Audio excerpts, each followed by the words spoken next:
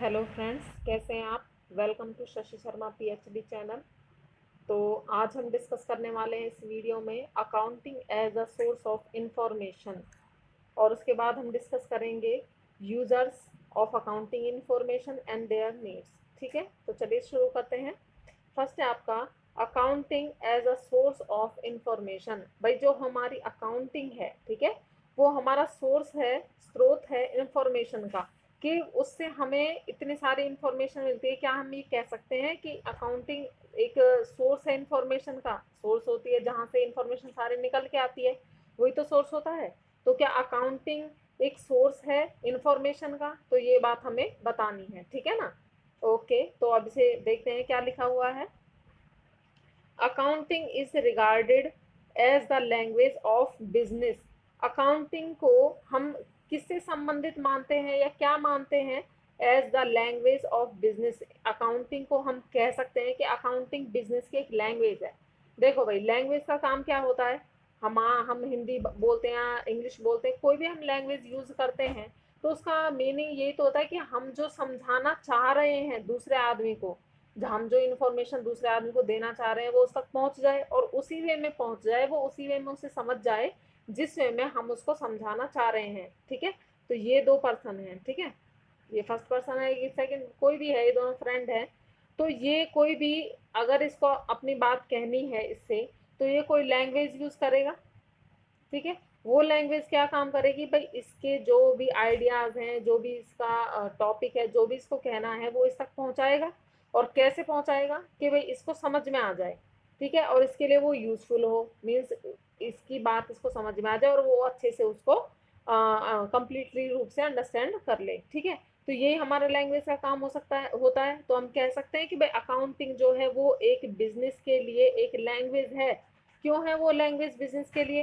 क्योंकि अकाउंटिंग ही ऐसा एक जरिया कह लीजिए या कुछ भी कह लीजिए जिससे हमारे सारे रिजल्ट जो होते हैं, ठीक है, जो सारी इंफॉर्मेशन होती है, वो हम जो वेरियस पार्टीज होती हैं, मैनेजर्स होते हैं आपके, डेटर्स होते हैं, क्रेडिटर्स होते हैं, इन्वेस्टर्स होते हैं, landers, government, tax companies, agencies होती हैं, ठीक है, तो उन सबको पहुंचाता है। यही तो अकाउंटिंग करता है भाई। पहले तो रिकॉर्ड करेगा, फिर उन्हें एनालाइज करेगा, फिर रिजल्ट निकालेगा और फिर उसको वेरियस पार्टीज को पहुंचाएगा। तो ये अकाउंटिंग करता है। तो हम कह सकते हैं ना कि अकाउंटिंग एक सोर्स है इंफॉर्मेशन का, कह सकते हैं। और ये भी कह सकते हैं कि अकाउंटिंग एक लैंग्वेज है, ठीक है। Accounting is regarded as the language of business. Clear है?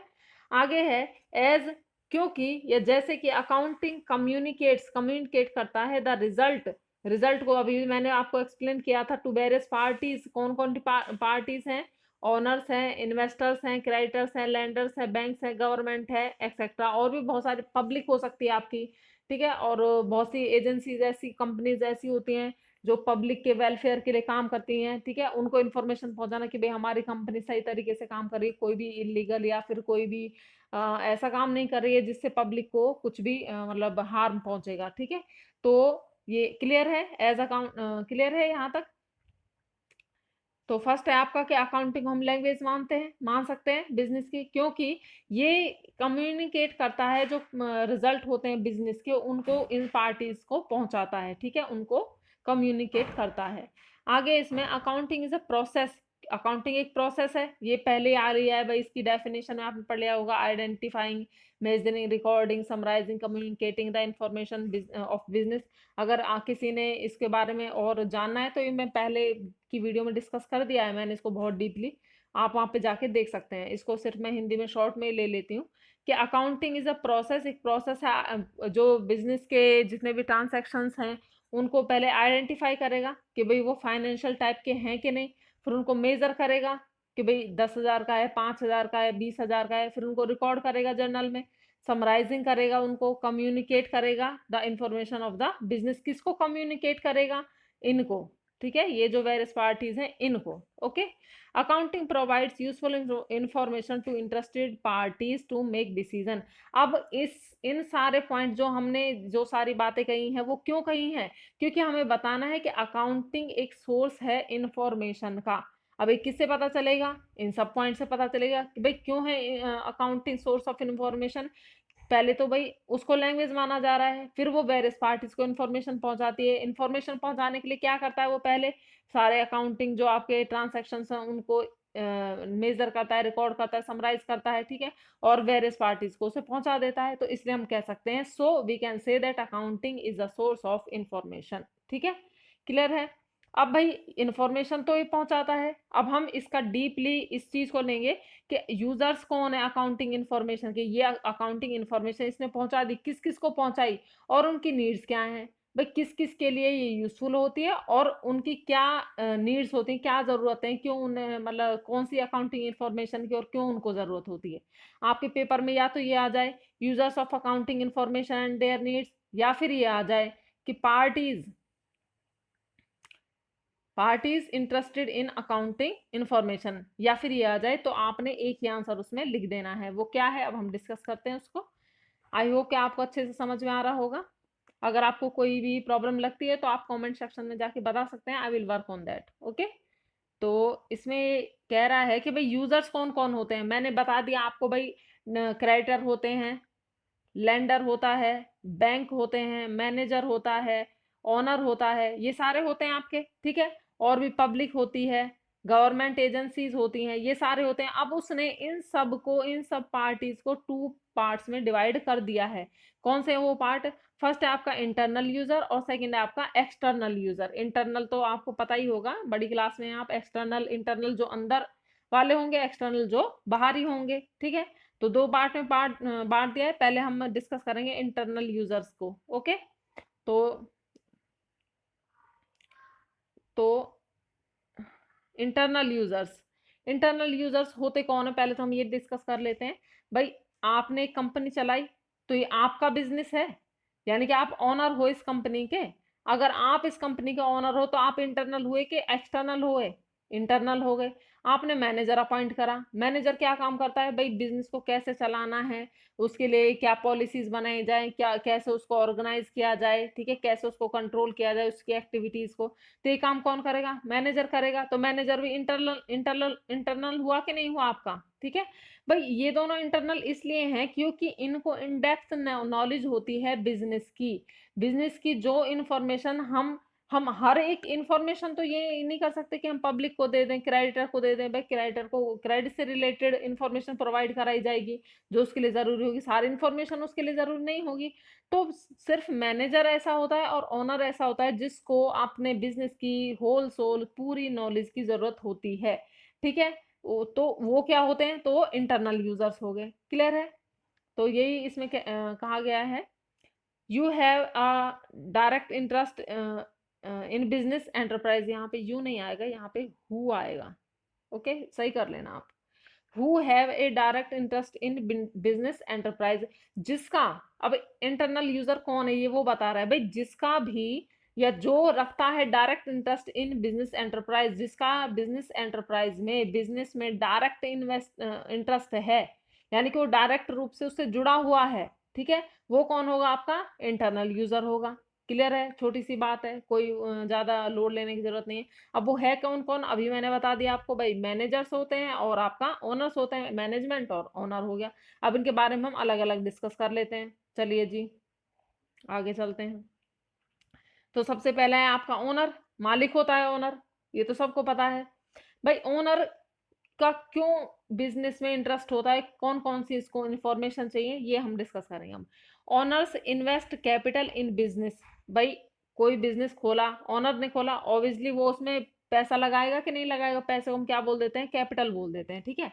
इन्वेस्ट करना मतलब उसमें लगाया है, विनियोग किया है। इन्वेस्ट हम वर्ड वहां यूज करते हैं जहां हम कोई चीज देते हैं और उसके बदले में हम कोई चीज लेने की उम्मीद करते हैं।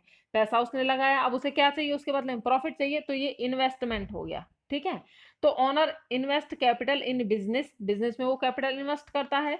सो इसलिए दे वांट टू नो, वो क्या जानना चाहेगा? द प्रॉफिटेबिलिटी, भाई लाभदायकता क्या है, किस दर से लाभ कमा रहा है हमारा बिजनेस, ठीक है। And financial position of the business, of business की फाइनेंशियल पोजीशन क्या है भाई, असेट्स कितने हैं, लाइबिलिटीज कितनी है, ठीक है, कैपिटल कितनी है, ये सब उसे जानना होगा कि नहीं जानना होगा। और ये कहाँ से मिलेगी इंफॉर्मेशन? अकाउंटिंग से मिलेगी। तो ऑनर क्या जानना चाहता है? एक तो प्रॉफिटेबिलिटी और एक फाइनेंशियल पोजीशन क्यों जानना चाहता है, क्योंकि उसने इन्वेस्ट की है कैपिटल बिजनेस में। ठीक है, आगे है आपका they want to know the reasons for increase और decrease in profit and the value of assets etcetera. अब वो क्या जानना चाहता है, एक तो भाई वो जानना चाहता है उसकी प्रॉफिटेबिलिटी क्या है, ठीक है, और दूसरा वो क्या जानना चाहता है उसकी फाइनेंशियल पोजीशन क्या है। ठीक है, आगे वो कह रहा है वो ये भी जानना चाहते हैं कि सिर्फ प्रॉफिट हो रहा है लॉस हो रहा है, सिर्फ यही नहीं जानना चाहते, वो ये भी जानना चाहते हैं भाई इसका रीजन क्या है। अगर प्रॉफिट बढ़े हैं तो क्यों बढ़ रहे हैं, घट रहे हैं तो क्यों बढ़ रहे क्यों घट रहे हैं। क्योंकि अगर प्रॉफिट आपका घट रहा है लगातार तो रीजंस का पता लगाएंगे तो उनको कंट्रोल कर सकते हैं, और अगर बढ़ रहा है तो रीजंस का पता लगाएंगे तो उन पर और ज्यादा काम करेंगे जिससे प्रॉफिट और ज्यादा बढ़ेगा। ठीक है, और द वैल्यू ऑफ असेट्स की हमारे एसेट्स की वैल्यू क्या है। All such information is provided by accounting, और ये सारी इंफॉर्मेशन उन्हें कहाँ से मिलेगी, अकाउंटिंग से मिलेगी। बहुत इजी है। ठीक है, तो पहला हो गया ऑनर्स हो गया। आगे चलते हैं मैनेजमेंट पर। Management needs accounting information to make plans and to control business operations. बहुत बार आ लिया ये पहली वीडियोस में। तो मैनेजमेंट को जरूरत होती है अकाउंटिंग इंफॉर्मेशन की, क्यों, क्योंकि उसको प्लान बनाने हैं भाई कैसे कैसे काम करना है, कहाँ हमें इन्वेस्ट करना है, कहाँ नहीं करना है, किस काम को किस तरीके से करना है। और कंट्रोल बिजनेस एक्टिविटीज, बिजनेस में बहुत सारे काम होते हैं, एक्सपेंसेस होते हैं, उनको कंट्रोल करना भाई ओवर ना हो जाए कोई चीज, भाई कैसे कैसे कुछ काम को करना है, ऑपरेशन जितने भी काम होंगे बिजनेस में उसको कैसे करना है, ये काम कौन करेगा, मैनेजमेंट करेगा। और किस बेस पे करेगा, अकाउंटिंग के बेस पे करेगा। ठीक है, तो अकाउंटिंग इन्फॉर्मेशन की जरूरत उनको क्यों होती है, आगे के लिए फ्यूचर के लिए प्लान बनाने के लिए, क्या प्रोडक्शन करना है क्या नहीं करना है, क्या किससे हमें प्रॉफिट मिलेगा, क्या एडवर्टाइजमेंट में कितना खर्च करना है कितना नहीं करना है, सर्विस देनी है कि नहीं देनी है सेल्स के बाद। ठीक है, तो ये सब काम किसके बेस पे करेंगे, वो अकाउंटिंग के बेस पे करेंगे। ओके, आगे आपका most of the information is provided by. अब इनको जो इंफॉर्मेशन मिलती है वो कहाँ से मिलती है, unpublished reports of the business which is not available to external users. बहुत अच्छा पॉइंट है ये, इसको थोड़ा सा देख लेते हैं। भाई बिजनेस ने अपने प्रॉफिट एंड लॉस अकाउंट बना लिए, ठीक है, बैलेंस शीट बना ली, उसने रिजल्ट निकाल लिया, ठीक है, और इंफॉर्मेशन जो उसको देनी, क्या वो सारी ही इंफॉर्मेशन एक्सटर्नल यूजर्स को दे देगा, जी बिल्कुल नहीं देगा। क्यों नहीं देगा, क्योंकि कुछ चीजें ऐसी होती है जो उसे सीक्रेट रखनी होती हैं। अगर वो बता देगा भाई मेरे प्रॉफिट इतने हैं, इस रेट से बढ़ रहे हैं और इस रीजन से बढ़ रहे हैं, तो क्या करेंगे, कॉम्पिटिटर होंगे कि नहीं होंगे, वो भी उसके उनको पता लगा लेंगे और वो भी उसी तरीके से बिजनेस करने लग जाएंगे। तो अपनी अपनी स्ट्रेटेजी होती है बिजनेस करने की, जिनको हर कंपनी अपना छुपा के रखती है कि भाई हम इस तरीके से डिसीजन लेंगे, इस तरीके से हम प्रोडक्शन करेंगे, इस तरीके से काम करेंगे। जैसे भी एक एग्जांपल ये ले लो कि भाई बिजनेस है, उसने कोई भी एक प्रोडक्ट बना लिया, भाई प्रोडक्ट कैसे बनाया है, उसमें क्या क्या इंग्रेडिएंट्स डाले हैं, किस दर से उसने प्रॉफिट लगाया है, ये सब वो छुपा के रखेगी। अगर पता चल गया मार्केट में, कॉम्पिटिटर को पता चल जाएगा, ठीक है, तो क्या होगा, तो उनका बिजनेस तो ठप पड़ जाएगा, क्योंकि वो भी वही स्ट्रेटेजी अपना लेंगे। तो ये सब चीजें वो छुपा के रखते हैं, उनको अनपब्लिश्ड रखते हैं। पब्लिश सिर्फ उस इंफॉर्मेशन को किया जाता है जो बाहरी जो एक्सटर्नल यूजर्स होते हैं उनके लिए जितनी इंफॉर्मेशन की जरूरत होती है बस उसी को पब्लिश किया जाता है, बाकी को पब्लिश नहीं किया जाता है। ठीक है, वो उनका सीक्रेट होता है, हर बिजनेस का सीक्रेट होता है। ओके, तो ये कह रहा है मोस्ट ऑफ द इंफॉर्मेशन, ज्यादातर इंफॉर्मेशन जो मिलती है मैनेजमेंट को कहाँ से मिलती है, अनपब्लिश्ड रिपोर्ट से मिलती है। ठीक है, जो किसके लिए नहीं होती है, एक्सटर्नल यूजर्स के लिए वो रिपोर्ट नहीं होती है, अवेलेबल नहीं होती है। आगे कहता है unpublished report provide the information. अब अनपब्लिश्ड रिपोर्ट होती है, अभी मैंने आपको बताया वो किससे रिलेटेड होती है, भाई कॉस्ट क्या आई है प्रोडक्शन की, हमारी अगर कम आई है कॉस्ट तो क्यों आई है, ये बात अगर हम लीक कर दें या फिर पब्लिश्ड कर दें तो कॉम्पिटिटर इसका फायदा उठाएंगे। ठीक है, तो ये वाली इंफॉर्मेशन छुपा के रखी जाती है, अनपब्लिश्ड रखी जाती है। Profitability of the each product, her product से हम कितना लाभ ले रहे हैं ये भी मैंने अभी बताया था। Reasons for increase and decrease in sale and profit, reason क्या है कि भाई सेल में हमारी इंक्रीमेंट हो रहा है या डिक्रीज हो रही है सेल हमारी, या प्रॉफिट बढ़ रहे हैं घट रहे हैं, तो क्यों बढ़ रहे हैं, ये सब रीजंस भी अनपब्लिश्ड रखे जाते हैं। रीजंस आपको पता है, ठीक है। अब आ जाइए पब्लिश्ड रिपोर्ट पर। पब्लिश्ड रिपोर्ट में क्या क्या अभी मैंने आपको बता दिया था इसमें कि profit and loss account, balance sheet, cash flow statement, ये हम पब्लिश कर देते हैं भाई, ये हैं, बट रीजंस नहीं बताएंगे। ठीक है, ओके, क्लियर है? ओके, चलिए अब आगे चलते हैं। ये आपका हो गया है इंटरनल यूजर्स हो गए। इंटरनल यूजर्स में दो हैं आपके, मैनेजमेंट और ऑनर्स। अब आ जाइए एक्सटर्नल यूजर्स पर। ओके जी, एक्सटर्नल यूजर्स होते हैं, बाहरी होते हैं भाई, जिनका डायरेक्ट, ये कंपनी है, इसमें डायरेक्ट इंटरेस्ट किसका होगा? मैनेजर का होगा, ओनर होगा। बाकी जितने भी होंगे उनका इसमें इंटरेस्ट डायरेक्ट नहीं होगा। ठीक है, वो क्या होंगे? आपके एक्सटर्नल यूजर्स होंगे। ओके, ठीक है। तो ये कह रहा है one anyone who has interest in business organisation, जिसका इंटरेस्ट तो है but not a part of the management, पर वो मैनेजमेंट का पार्ट नहीं है। ठीक है, बहुत ही छोटा सा डिफरेंस है। उसका इंटरेस्ट तो है भाई, भाई जो इन्वेस्टर होगा, भाई बड़ी बड़ी कंपनीज होती हैं वो अपने शेयर्स इश्यू करते हैं। ठीक है, तो पब्लिक उनमें पैसा लगाती है, पर ये जो पब्लिक है, जो जिसने पैसा लगाया है, वो डायरेक्ट जाकर तो मैनेजमेंट नहीं करती है ना बिजनेस का। ठीक है, उसे सिर्फ मतलब होता है प्रॉफिट से, उसे सिर्फ मतलब होता है प्रॉफिट से। अब आप किसी कंपनी के शेयर खरीदने के लिए शेयर मार्केट गए हो, तो आप देखोगे कि भाई इसके प्रॉफिट तो बढ़ रहे हैं, तो मैं इसमें शेयर खरीद लूँ, इसके शेयर। ठीक है, तो ये उसे इंफॉर्मेशन कहाँ से मिली है? अकाउंटिंग से मिली होगी, पब्लिश्ड रिपोर्ट से मिली होगी। ठीक है, लेकिन ये सिर्फ प्रॉफिट को देखकर काम कर रहा है, ये उसकी इंटरनल इंफॉर्मेशन में ना इसको इंटरेस्ट है और ना ये चाहता है। क्यों नहीं चाहता? क्योंकि ये मैनेजमेंट का हिस्सा नहीं है। अब लाखों करोड़ों लोग शेयर्स में इन्वेस्ट करते हैं, तो क्या हर एक जाके कंपनी में उसके मैनेजमेंट का हिस्सा बन जाएगा? वो मैनेजमेंट का हिस्सा होते हैं, लेकिन लेकिन डायरेक्ट रूप से नहीं होते हैं, इनडायरेक्ट रूप से होते हैं। ठीक है, क्लियर है?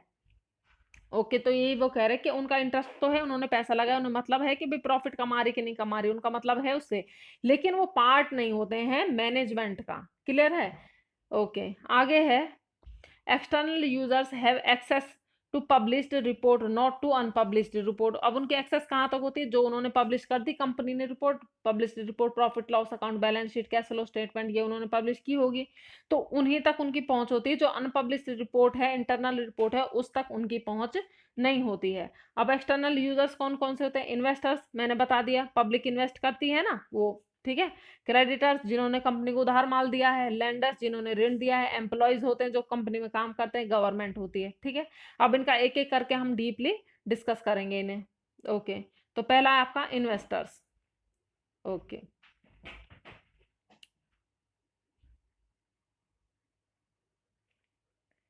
तो इन्वेस्टर्स के बारे में क्या कह रहा है? ये है आपका इन्वेस्टर्स। तो इन्वेस्टर्स के लिए कह रहा है इन्वेस्टर को नीड होती है इन्फॉर्मेशन। अब आप, ये एक कंपनी है, इसके 50,000 शेयर्स इसने इशू कर दिए हैं, 100-100 रुपए के। ठीक है, आपने इसमें पैसा लगा दिया, आपने मान लीजिए 10,000 इसके शेयर खरीद लिए। ठीक है, तो आप क्या चाहेंगे? आप ये चाहेंगे कि कहीं कंपनी डूब ना जाए, ये अच्छे से प्रॉफिट कमाए, और जब प्रॉफिट कमाएगी कंपनी तो उसका हिस्सा आपको भी देगी, क्योंकि आपने उसमें पैसा लगाया है। ठीक है, तो आप ये तो चाहेंगे कि कंपनी जो है वो दिवालिया ना हो, कंपनी सुरक्षित रहे, आपका पैसा सुरक्षित रहे, और आपको टाइम पे जो आपका लाभांश है, जो आपका डिविडेंट है, वो मिलता रहे। प्रॉफिट देती है ना कंपनी, उसको हम लाभांश कहते हैं। लाभांश यानी अंश का, जो शेयर्स हैं उनको अंश कहते हैं, उनका जो लाभ मिलेगा वो लाभांश हो गया। तो उनको, इन्वेस्टर होगा, उसे यही तो इंफॉर्मेशन चाहिए किस बारे में? कि भाई उसका जो इन्वेस्टमेंट है वो सेफ रहे, और उसको जो उसके ऊपर रिवार्ड मिलने वाला है, डिविडेंट मिलने वाला है, वो कितना मिलने वाला है। ठीक है, इसलिए उनको इन्फॉर्मेशन की जरूरत होती है। तो बस इतना ही है। Investor needs information to know, जानने के लिए, the safety of the their investment, कि उनका इन्वेस्टमेंट सेफ है या नहीं है, and the reward on their investment, और उनको कितना रिवार्ड, कितना डिविडेंट मिलने वाला है इन्वेस्टमेंट पर। ठीक है, अगला है आपका बी पॉइंट इसका, क्रेडिटर। अब क्रेडिटर कौन होते हैं? ये मैंने पहले भी वीडियोज में आपको समझा दिया है, शॉर्ट में ले लेते हैं इसको। ठीक है, क्रेडिटर आपकी कंपनी है, आपने ये दूसरी कंपनी है या कोई भी पर्सन है, वट एवर, इसने आपको माल बेचा है। ठीक है, कुछ भी सामान आपने से खरीदा है, लेकिन आपने इसको पैसा नहीं दिया अभी तक, उधार में खरीदा है, तो ये कौन हो गया? ये हो गया क्रेडिटर। कंपनी के लिए ये क्या हो गया? क्रेडिटर हो गया। ठीक है, आपको इसको पैसा देना पड़ेगा 10 महीने बाद, 2 महीने बाद, जब भी देना होगा, पर आपको इसको पैसा देना होगा। तो ये कौन हो गया? क्रेडिटर हो गया। अब इसे क्या इन्फॉर्मेशन चाहिए होगी? इसे ये इन्फॉर्मेशन चाहिए कि भाई कंपनी मेरा पैसा चुका पाएगी कि नहीं चुका पाएगी।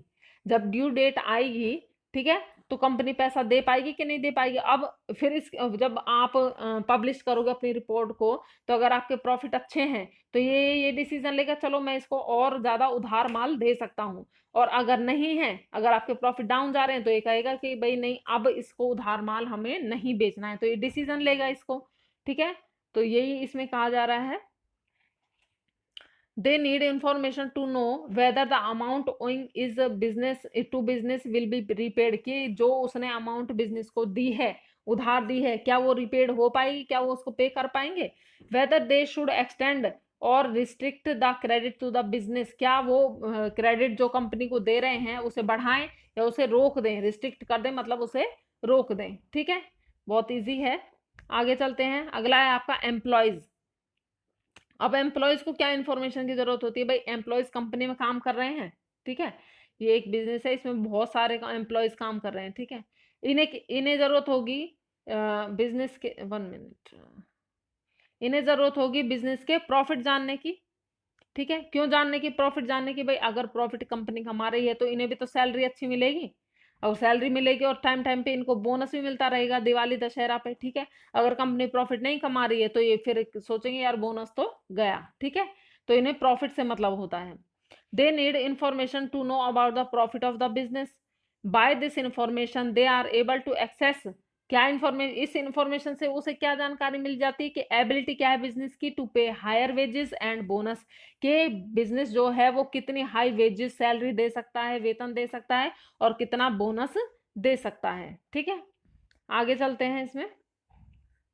अब आ जाइए टैक्स अथॉरिटीज पर। डी पॉइंट आपका इसमें टैक्स अथॉरिटीज। टैक्स अथॉरिटीज को क्या इंफॉर्मेशन चाहिए, भाई इनके प्रॉफिट कितने हैं और इस पे किस रेट से हम टैक्स लगा दें, किस तरीके से हम जीएसटी लगा दें इन पे, वो प्रॉफिट वगैरह फाइनेंशियल कंडीशन के बेस पे ही लगता है। तो टैक्स अथॉरिटीज नीड इन्फॉर्मेशन, क्यों क्यों होती है इनको अकाउंटिंग इन्फॉर्मेशन की जरूरत, for the assessment of income tax and GST. बस एक लाइन है, बहुत ईजी है। आगे है government. Government needs information, government को इन्फॉर्मेशन की जरूरत होती है, फाइनेंशियल इन्फॉर्मेशन की, कंपनी की प्रॉफिट कमा रही, कि लॉस कमा रही, ताकि वो अपनी पॉलिसीज बना सके। जो गवर्नमेंट अपनी पॉलिसीज किसी भी इंडस्ट्री के लिए उसी हिसाब से तो बनाएगी, भाई इस इंडस्ट्री में पैसा अच्छा है, अच्छा बिजनेस कर रही है ये जो इंडस्ट्री है, तो इसके लिए हम अलग सी पॉलिसी बनाएं। और जिसमें उनको छूट दे देती है सरकार, उन पे कम दर से टैक्स लगाते, जो जिनमें प्रॉफिट कम होता है, जिस इंडस्ट्रीज में, और जिस इंडस्ट्री के अंदर प्रॉफिट जाता है उस पर थोड़ा ज्यादा वो लगा देती है। ठीक है, एलोकेशन ऑफ रिसोर्सेज, के रिसोर्सेज हैं, बिजली है, पानी है, और भी बहुत सारी चीजें होती हैं रिसोर्सेज में, उनका एलोकेशन उनको किस तरीके से दिया जाए, भाई इस इंडस्ट्री को ज्यादा दिया जाए या इस इंडस्ट्री को ज्यादा दिया जाए, किसको जरूरत ज्यादा है। फॉर प्रोवाइडिंग सब्सिडीज, और सब्सिडीज भी देती है, यानी कि छूट देती है, सहायता देती है सरकार भी। ठीक है ना, भाई ये कंपनी थोड़ा लॉस में जा रही है तो इसको हम थोड़ी सी हेल्प दे देते हैं, थोड़ा सा हेल्प कर देंगे तो ये फिर सही चलने लग जाए। क्योंकि जो भी बिजनेस होता है अगर वो प्रॉफिट नहीं कमा रहा है तो उससे इकोनॉमी पर बहुत ज्यादा फर्क पड़ता है। ठीक है, इकोनॉमी उससे डाउन जाती है, तो सरकार इकोनॉमी को उठाने के लिए जो बिजनेस है जो कम प्रॉफिट कमा रहे हैं या लॉस में चल रहे हैं उनको सब्सिडीज दे देती है। ठीक है, तो ये जैसे आपने बजट में देखा होगा, भाई इंडस्ट्रीज को इतना पैसा दिया गया है और एग्रीकल्चर को इतना पैसा दिया गया है। ठीक है, वो सब किस में आता है, गवर्नमेंट की पॉलिसीज वगैरह होती है, रिसोर्स एलोकेशन में आता है। ठीक है, ओके। तो government need information to form policies, policies बनाने के लिए, allocation of resources and providing subsidies के लिए। ओके, नेक्स्ट है आपका कॉम्पिटिटर। अब कॉम्पिटिटर भी होते हैं, ये तो हमने पहले भी डिस्कस कर लिया था इस वीडियो में कि भाई कॉम्पिटिटर को क्यों होती है इन्फॉर्मेशन की जरूरत, जिससे वो पता कर सके भाई इस कंपनी की स्ट्रेंथ क्या है।